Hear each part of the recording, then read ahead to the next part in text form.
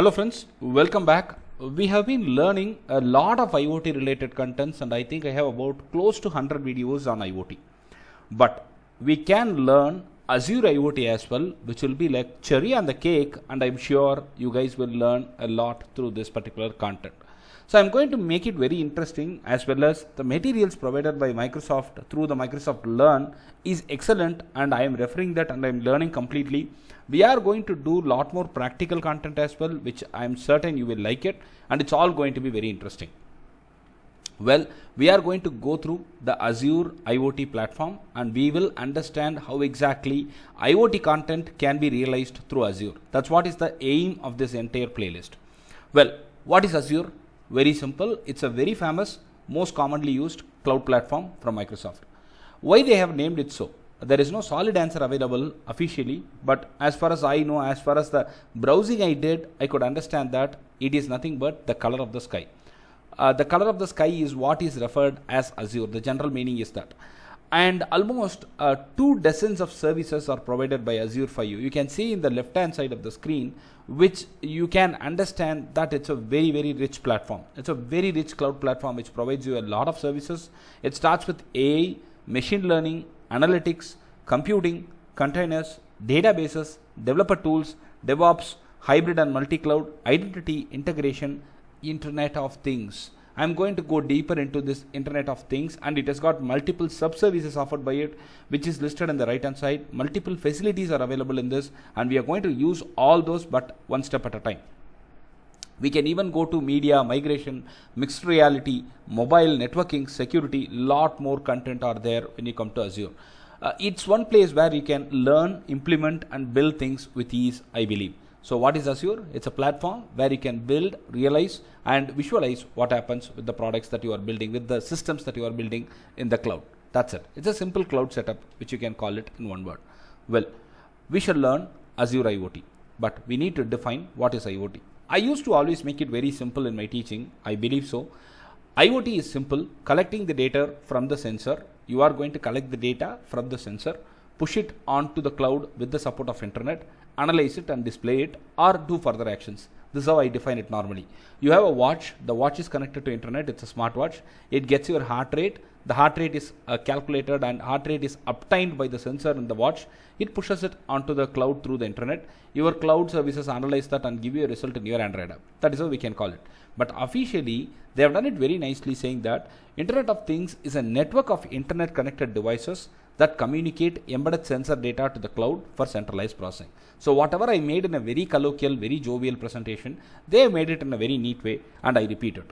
The Internet of Things is a network of internet connected devices that communicate embedded sensor data to the cloud for centralized processing. Well, there are 2 things that you need to know the moment you talk about internet. The moment you talk about Internet of Things, there are 2 components. The first component goes on the device side.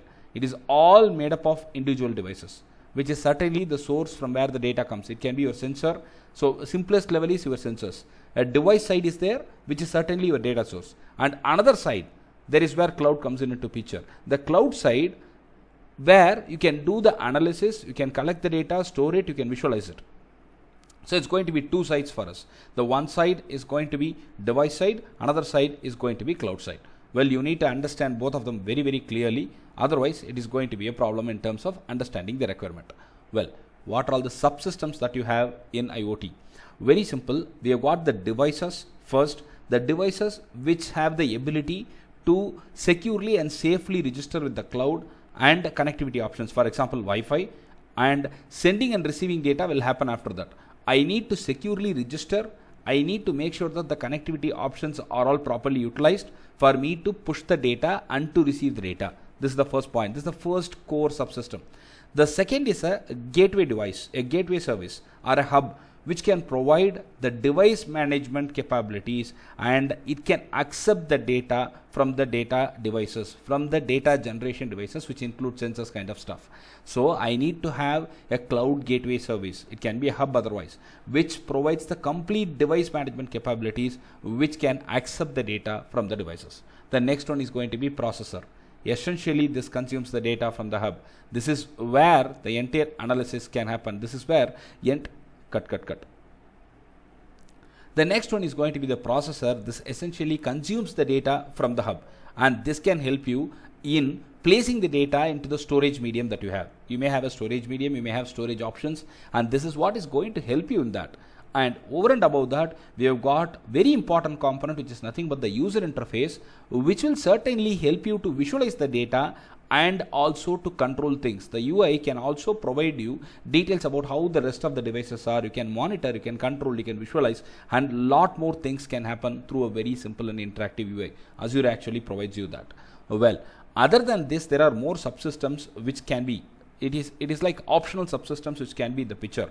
They are like, the first one is the data transformation, the second one is the ML machine learning subsystem, user management subsystem, edge devices. These all can be there. What is data transformation? Simple. I can give you a very simple example here. You've got a data coming in one format, say it is binary.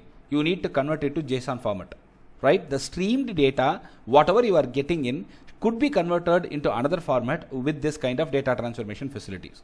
Second, machine learning subsystem. This will help your system to become more intelligent, and it can learn from the data. It can learn from the experiences, and without being explicitly programmed, this is what machine learning is all about, right? Artificial intelligence is all about. Without you intervening, without you giving inputs, it should be able to learn, evolve, and do things for you. So it can be a subsystem which is part of it. And then user management. This subsystem allows different capabilities for the users and groups to perform actions on the devices. For example, this could be like the command and control, such as upgrading the firmware, upgrading the software version, upgrading a particular component. All these things will come into picture using this user management subsystem. And this is very important as well.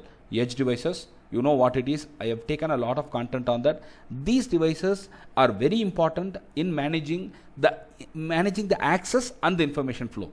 Right? The edge devices help you in managing the access as well as the information flow. These are also very helpful in terms of data filtering, badging, aggregation, buffering, and all these things will happen through this edge devices subsystem. So all these are there. So you can have, if you want, you can use the data transformation, ML subsystem, user management, edge devices, and more. So, well, what next? This is how it happens with the Azure IoT Hub. Well, what is it? I'm going to explain you that step by step, and you will be able to understand it clearly. First option is there, which is nothing but you can see the first picture. It is devices, store, and display. What is it? This is a simple scenario where the devices send the records, the data, which are temporarily stored in the Azure IoT Hub and then immediately displayed on a graph on screen for your understanding or visualization. The first one is very simple. You can see that here the devices send the data, it goes on to the Azure IoT Hub, and then immediately they get displayed for you to visualize what exactly is the content. Well, the next one is going to be a little more intelligent, little more feature rich, where we have one more block added. Well, the next option is coming right away into the picture now. We are adding one more block to it. You could have understood that there is an inclusion there which is called as analyze, and there is one more added content here instead of display, which is nothing but action. What is it? The devices will send the telemetry data, and the data goes into the Azure IoT Hub for short-term storage, and then there the analysis happens, and there we detect the anomalies or problems, and based on the anomalies, based on the understanding, based on the diagnosis that we do there in the analysis part, the actions can be immediately triggered. What can be the actions? The action could be like an alarm, it could be an SMS, it could be an email, it could be an instant message. Whatever you want, you can set it there. So we are expanding the system slightly now, where instead of just merely displaying, we are going to do an action. But how the action can be done? How the action can be taken? It can be taken only after you analyzing the input data. That's what we have done in the second step.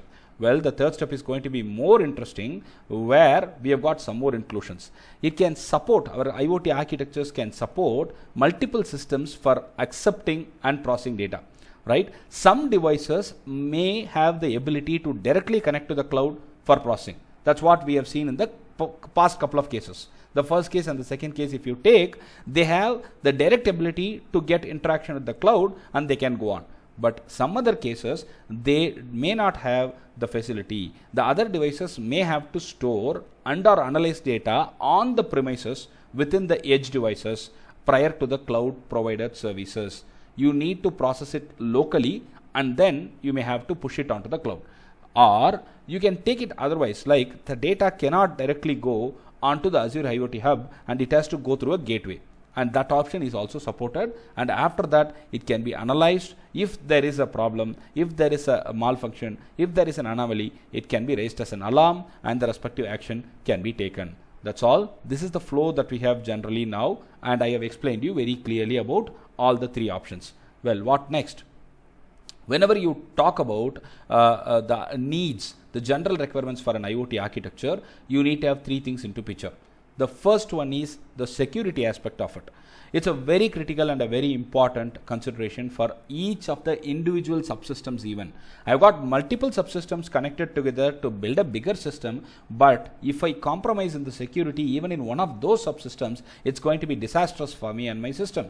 So we need to take care of the security, and it's a very critical consideration for each of the subsystems. You need to protect your IoT solutions properly through the proper provisioning of the devices. You need to ensure proper connectivity which is secured between the devices, even if it is edge or otherwise. You need to make sure that it is all secured. I mean, the data should go safely, the connections should remain securely, and there you can protect your entire system. And then logging and monitoring is the next requirement that we have. It's the most important requirement.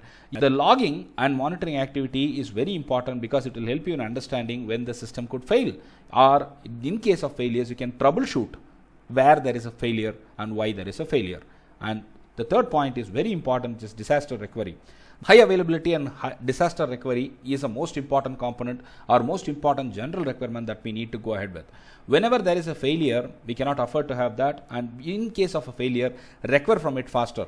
The failures can be there, but okay, we need to recover. The disaster recovery is most important, and it has to be paid a lot of attention.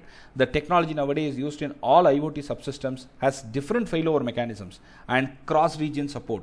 In the sense, if this data backup fails, if this system fails running in a particular country, I can go to a different region where the same service is available because it is all cloud, and we can use that. So it's very, very important to make sure that you need to properly have the duplicate services and duplicating application data across different regions, right? That's very, very important, and that's what is disaster recovery all about. And with this, I conclude this session. The next session is going to be far more interesting, where I'll talk more on the IoT, and then we will go on to the walkthrough of the Azure portal, and I will take you through the Azure IoT portal as well then, Azure IoT services as well then we can start implementing things. This is going to be interesting. Stay tuned, friends. Thank you very much.